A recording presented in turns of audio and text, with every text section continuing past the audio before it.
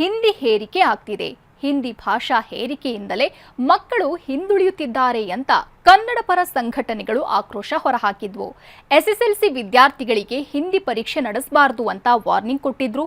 ಹೋರಾಟಗಾರರ ಇದೇ ಬೇಡಿಕೆಗೆ ಸರ್ಕಾರ ಮಣಿದಿದೆ. ಹಿಂದಿ ವಿಷಯ ಆಟಕ್ಕುಂಟು ಲೆಕ್ಕಕ್ಕೆ ಇಲ್ಲ ಅಂತ ಹೇಳಿದೆ.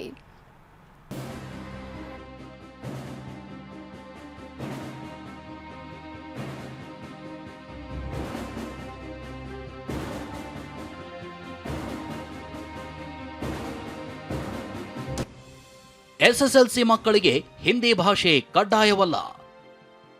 ಈ ವರ್ಷದಿಂದಲೇ ಹೊಸ ಆದೇಶ ಜಾರಿ. 525 ಅಂಕಗಳಿಗೆ ಮಾತ್ರ ಪರೀಕ್ಷೆ. ಹಿಂದಿ ತೃತೀಯ ಭಾಷೆ. ರಾಜ್ಯದ ಶಿಕ್ಷಣ ಇಲಾಖೆ ಪಠ್ಯಕ್ರಮದಲ್ಲಿ 5ನೇ ತರಗತಿಯಿಂದಲೇ ಹಿಂದಿ ಭಾಷೆ ಬೋಧಿಸಲಾಗ್ತಿದೆ. ಸದ್ಯ ರಾಜ್ಯದಲ್ಲಿ ಎಸ್ಎಸ್ಎಲ್ಸಿ ಪರೀಕ್ಷೆಗಳು ನಡೀತಾ ಇದ್ದು, ಮಾರ್ಚ್ 31ರಂದು ಹಿಂದಿ ಪರೀಕ್ಷೆ ಇದೆ. ಆದರೆ ಹಿಂದಿ ಪರೀಕ್ಷೆಯನ್ನೇ ನಡೆಸಬಾರದು ಅಂತ ಆಕ್ರೋಶ ಹೊರಹಾಕಿದ್ದ ಕನ್ನಡ ಪರ ಸಂಘಟನೆಗಳು ಪರೀಕ್ಷಾ ಕೇಂದ್ರಕ್ಕೆ ಮುತ್ತಿಗೆ ಹಾಕುವ ಎಚ್ಚರಿಕೆ ನೀಡಿದ್ವು. ಇದೇ ಹೋರಾಟಕ್ಕೆ ಸರ್ಕಾರ ಮಣಿದಿದ್ದು, ಹಿಂದಿ ಸೇರಿದಂತೆ ತೃತೀಯ ಭಾಷೆ ಕಡ್ಡಾಯ ಅಲ್ಲ ಅಂತ ಹೇಳಿದೆ. ಎಸ್ಎಸ್ಎಲ್ಸಿ ಪರೀಕ್ಷೆಯಲ್ಲಿ ಹಿಂದಿ ಅಂಕಗಳನ್ನ ಗಣನೆಗೆ ತೆಗೆದುಕೊಳ್ಳೋದಿಲ್ಲ, ಅದಕ್ಕೆ ಗ್ರೇಡ್ ಮಾತ್ರ ಕೊಡ್ತೀವಿ ಅಂತ ಶಿಕ್ಷಣ ಸಚಿವರು ಹೇಳಿದ್ದಾರೆ.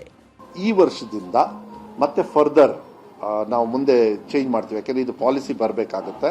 ಅಲ್ಲಿವರೆಗೂ ಈ third language will be graded only. ಎಕ್ಸಾಮ್ನ ಇವರು ಬರೆಯೋದು ಏನು 625 ಇತ್ತು, ಈ 100 ಮಾರ್ಕ್ಸಿಗೆ ಏನು ಬರೀತಾ ಇದ್ರಲ್ಲ, that will be converted into grades and not reflecting on the results. 525, but ಇದು ರಿಫ್ಲೆಕ್ಟ್ ಆಗುತ್ತೆ ಗ್ರೇಡ್. ಅಷ್ಟಕ್ಕೂ ಎಸ್ಎಸ್ಎಲ್ಸಿ ಫಲಿತಾಂಶದ ಅಂಕಗಳ ಲೆಕ್ಕಾಚಾರ ಈ ಬಾರಿ ಹೇಗಿರುತ್ತೆ ಅನ್ನೋದನ್ನ ನೋಡೋದಾದ್ರೆ,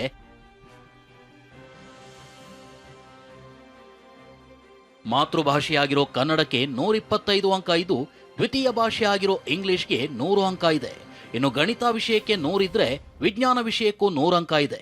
ಇನ್ನು ಸಮಾಜಶಾಸ್ತ್ರ ವಿಷಯಕ್ಕೆ 100 ಅಂಕ ಇದ್ದು, ಒಟ್ಟು 5 ವಿಷಯಗಳು ಮಾತ್ರ ಫಲಿತಾಂಶಕ್ಕೆ ಗಣನೆಗೆ ತೆಗೆದುಕೊಳ್ಳಲಾಗುತ್ತೆ.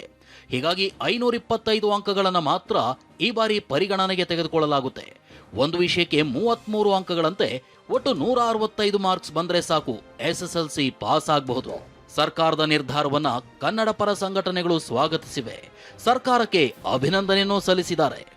625 ಅಂಕ ಇದ್ದಿದ್ದನ್ನ ಇವತ್ತು 500 ಅಂಕಗಳಿಗೆ ಇಳಿಸಿದಾರಲ್ಲ, ನಾನು ಶಿಕ್ಷಣ ಮಂತ್ರಿಗಳಿಗೆ, ವಿಶೇಷವಾಗಿ ಕನ್ನಡ ಪರ ಹೋರಾಟಗಾರರ ಪರವಾಗಿ ಅವ್ರನ್ನ ಅಭಿನಂದಿಸ್ತೀನಿ. ಹಾಗೆ ಮುಖ್ಯಮಂತ್ರಿಗಳನ್ನ, ಮಂತ್ರಿಮಂಡಲವನ್ನು ನಾನು ಅಭಿನಂದಿಸ್ತೀನಿ. ಪ್ರತಿ ವರ್ಷ 625 ಅಂಕಗಳಿಗೆ ಎಸ್ಎಸ್ಎಲ್ಸಿ ಪರೀಕ್ಷೆ ನಡೀತಾ ಇತ್ತು. ಆದರೆ ಈ ಬಾರಿ ಹಿಂದಿ ಸೇರಿದಂತೆ ಉರ್ದು, ತುಳು, ತೆಲುಗು, ಸಂಸ್ಕೃತ, ಕೊಂಕಣಿ, ತಮಿಳು ಭಾಷೆಗಳಿಗೆ ಕೊಡಲಾಗಿದ್ದು, 525 ಅಂಕಗಳನ್ನು ಮಾತ್ರ ಗಣನೆಗೆ ತೆಗೆದುಕೊಳ್ಳಲಾಗುತ್ತೆ. ಈ ಹೊಸ ನಿಯಮ ಕೇವಲ ಎಸ್ಎಸ್ಎಲ್ಸಿ ಪರೀಕ್ಷೆಗೆ ಮಾತ್ರ ಸೀಮಿತವಾಗಿದ್ದು, ಉಳಿದ ತರಗತಿಗಳ ಬಗ್ಗೆ ಸರ್ಕಾರ ಮುಂದೆ ನಿರ್ಧಾರ ಕೈಗೊಳ್ಳಲಿದೆ. ಕಿರಣ್ ಸೂರ್ಯ, TV9, ಬೆಂಗಳೂರು.